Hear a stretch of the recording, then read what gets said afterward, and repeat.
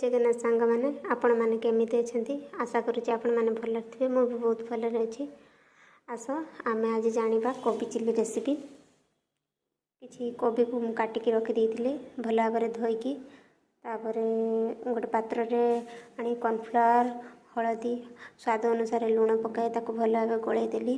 कढ़ई ततेक रखी किसी तेल देली देलापर कोबी को भल भाव छांकिली।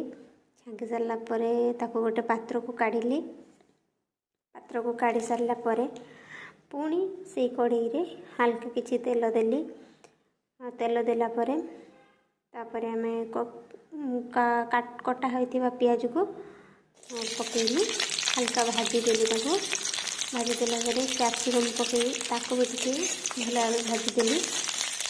भाजीदेलापर आमर अदा रसुण पेस्ट ताको टे पकईली भल भाव आसला बेलू स्वाद अनुसार लुण आ हलदी टी पकई भाजीदेली। तापर आमर soya sauce chilli sauce tomato sauce ताको सब पकई आउ थे हल्का टी भाजीदेली। भाजी सारापर जेन आम जो रखी कोबी को छांकी रखी पकईली पकईकी टे डांगी देली।